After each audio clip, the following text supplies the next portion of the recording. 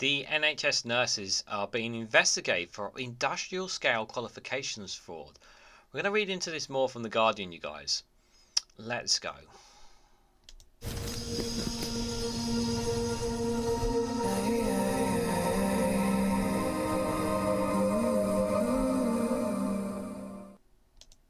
Good morning, good afternoon, good evening, wherever you are in the world. This is Reganelite here with an article from The Guardian with the headline that NHS nurses are being investigated for industrial scale qualifications fraud. The scam involves more than 700 healthcare workers who use proxies to pass tests in Nigeria, enabling them to work in the UK.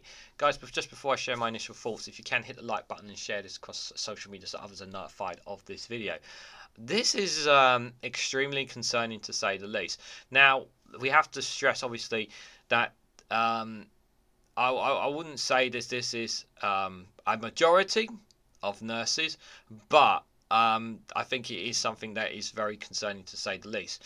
Now, you would think that most working in our NHS healthcare have the correct and enabled qualifications to be able to do the job, but if they're not getting them from suitable qualifications, there also has to be a question of how they were able to qualify to work for a national healthcare service if they are getting proxy tests in Nigeria, as the example was being put here. So that is already given me really real concerns. Now, obviously, if you're getting nurses from outside the EU, which is what some of the national healthcare services having to do, and the reason they're having to do that is because we can't get those in the EU because we put our barriers to ourselves, the whole taking back control thing. So if you wanted better doctors and nurses, because we're lacking here in England, they're literally right across the pond, but we can't get them at the moment, big thanks to Brexit. But it doesn't mean to say that we are looking outside the EU. I'm sure that we've tried to recruit from likes of India and other outside nations, but to get them in, obviously, it costs a lot of money. And how much of that are we also making sure that they are actual qualified as well? And when they are providing the general qualifications of their experiences and that, are those who are checking them, are they doing background checks to make sure that what they provided is accurate, and the information that they provided is of a legitimate place that does it? Are they actually cross-referencing everything that they need to check to make sure that those who do come and work and be a part of our national healthcare service, whether it's England, Scotland, wherever, are they being checked thoroughly? And I think that's a question that needs to be asked as well. So I don't think it's just a case of those coming from Nigeria. Are we making sure that these are being thoroughly checked properly? Because if they're not, then we have a big problem, because then it means that the admin work is not being done properly. Now, obviously, one of the big arguments would be counterpoint back to me is this is like, well, we do have this problem, Regan, as you know, is that don't know if you realise, but we're getting short on people, and it's really stressful. And yeah, I get that. I'm not taking away the fact that it's a very difficult job for anyone working in the National Healthcare Service right now. Don't get me wrong, it's a really tough job. But if this story is true, and I say if it's true, and we're letting in healthcare workers who are not fully qualified into our workforce just to help make up the numbers, that is a cause for concern, because that could put patients at risk. And we've already covered various stories of patients being put at risk already by especially what's been happening with regards to mental health lately as well. The scandal that broke from Sky News and the Independence exclusive on that as well. So while yes, I understand the NHS has some difficult challenges indeed, it has to be protected, and those who work and have a part of it must have the proper qualifications to be able to be a part of it as well. And I think we can all agree with that. So let's read into it, you guys. So hundreds of frontline NHS staff are treating patients despite being under investigation for their part in alleged industrial scale qualification fraud. More than 700 nurses are caught up in the potential scandal, which a former head of Royal College of Nursing said could put NHS patients at risk. The scam allegedly involves proxies impersonating nurses and taking a key test in Nigeria, which must be passed for them to become registered and allow them to work in the UK. So they're impersonating being a nurse. The other system that they could be using there potentially is that obviously someone else is taking the test on their behalf and they put their face on the front of it. That's very concerning.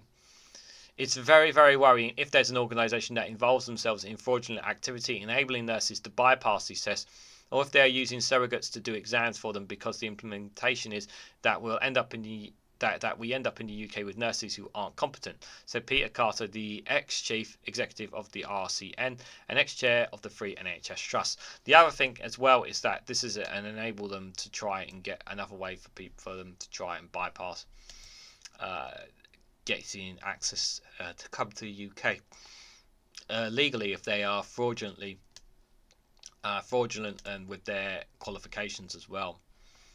He praised the Nursing and Midwifery Council (NMC) for taking action against those involved to protect the quality of care and patient safety and reputation of nurses. Nurses coming to work in the UK must be properly qualified, given nurses' roles in administering drugs and in vigorous infusions and responding to emergencies such as cardiac arrest, Carter added. Absolutely. Can agree more on that. 48 of the nurses already working as nurses in the NHS because the NMC is unable to rescind their admission to its register, which anyone wanting to work as a nurse or midwife in Britain has been told. It has told them to retake the test to prove their skills are good enough to meet the NHS standard but cannot suspend them. The 48 are due to face individual hearings starting in March, which they say will be asked to explain how they apparently took and passed the computer-based test, the CBT, of numeracy and clinical knowledge taken at the Young Test Centre in the city of Albadium. The Times recorded raised suspicions because they were among the fastest the nursing regulation had ever seen. Yeah, that might have been a reason. But the NMC is taking a more direct action with 669 strong second batch of Nigerian health staff. Again, mostly nurses, but also including fewer than 5 midwives. Those test results have found that they were also obtaining through fraud. Most of them have already come to the UK, sources say. However, they are in a different position to the 48 because they are thought to be mainly working as healthcare assistants in the NHS and care homes. That is because the NMC has not approved their application to join its register while it continues to investigate widespread impersonation at the Young Test Centre. Yeah, unfortunately, it's going to take a while for them to it's just more work thrown on their shoulders as more of this seems to come to light. That's one of the biggest problems, is that this is another job, another workload to be done because they have somehow because they've managed to get into the system when they should be perfectly qualified to do the job they've done, and in actual fact that they're not. So about 80 nurses from 669 applicants have obtained a new CBT test and applied to join the NMC's register so they could start working in that role.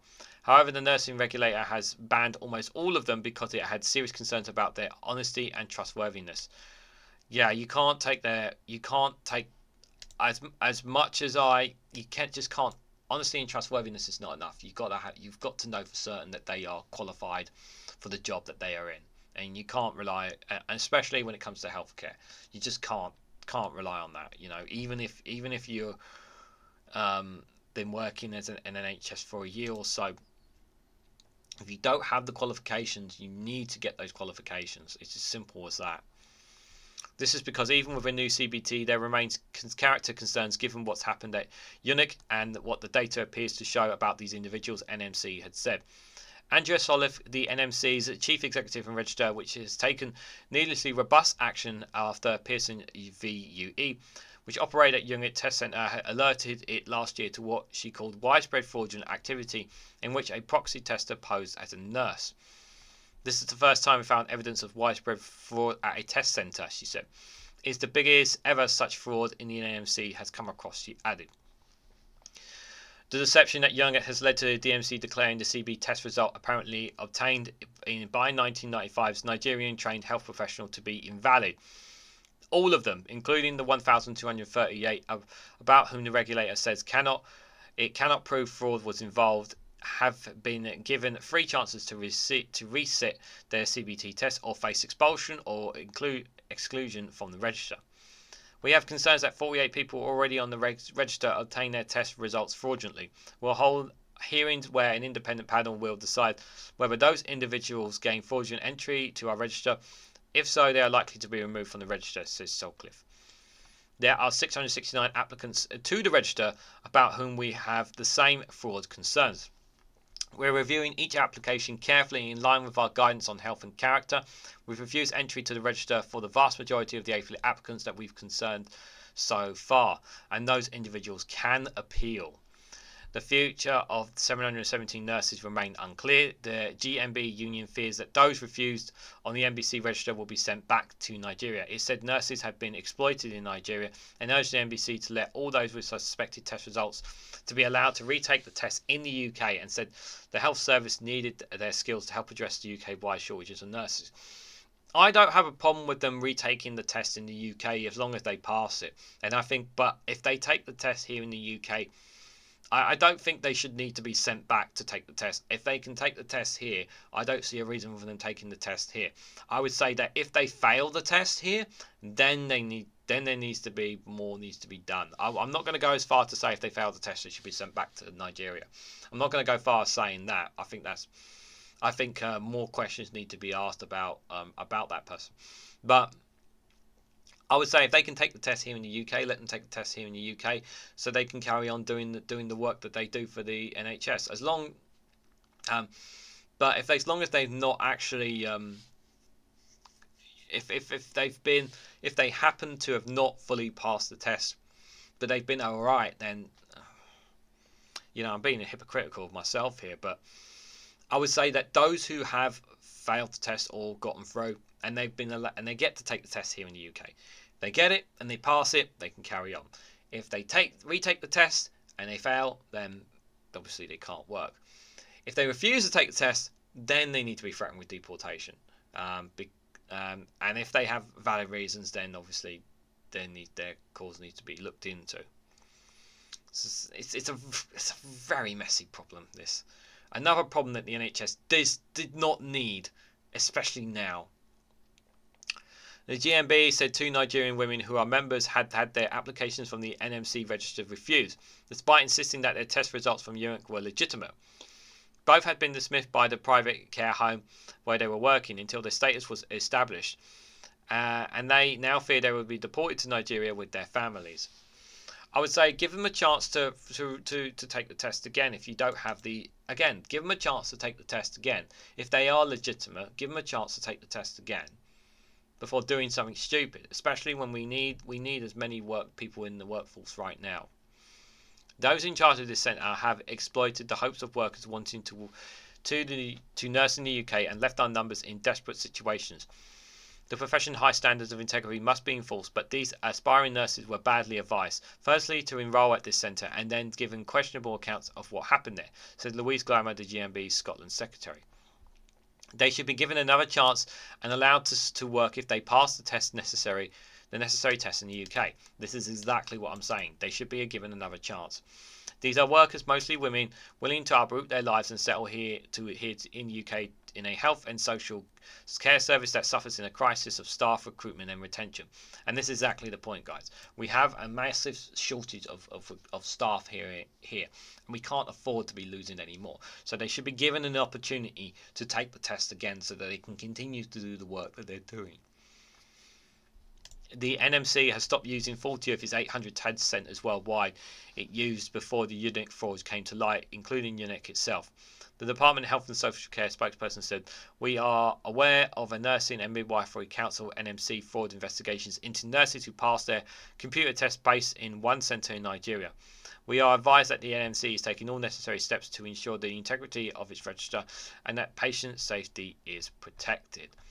Yeah, it needs to be protected. That is crucial. That is absolutely crucial. But it's also important to remember, guys, is that we really want to make sure that we that we maintain, that we want to maintain those that we have in the UK. We really, really do. And if they found that if they're generic and they generally believe that they took the test and they didn't know that what they were taking was perhaps fraudulent in any way, shape, or form, yeah, like it says in the article, let them take the test again, and then they pass it, they're fine, they can carry on working. But it states obviously at the bottom there that this is one test centre in Nigeria. So I think that's a very important caveat to take. But that doesn't mean to say that we shouldn't be concerned about this, because I think we should be concerned about this. And I think anyone who went through that centre obviously should take the test. They should consider having them take that test again, just to be on the safe side, just to make sure that they're definitely qualified for the job. They're not putting their patients at risk. That kind of stuff. As long as they're doing that, then it's fine. There shouldn't be any issues.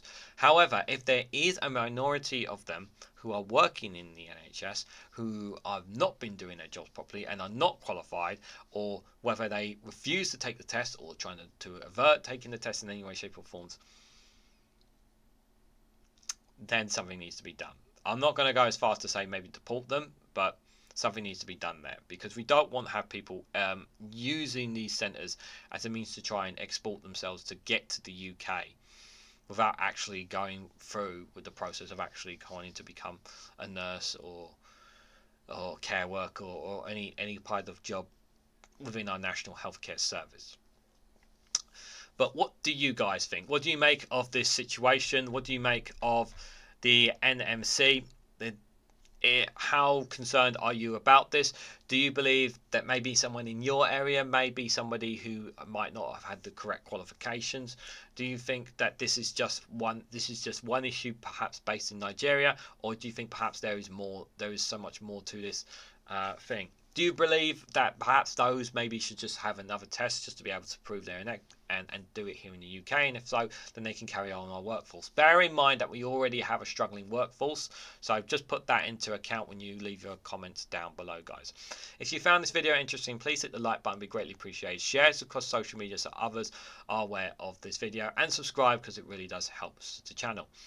And if you want to financially support me in the work I do here, you can do so by becoming a YouTube member for as little as 99p, or joining me on Patreon or Rumble for exclusive content. Thanks so much for watching, guys, and I hope to catch you all very, very soon.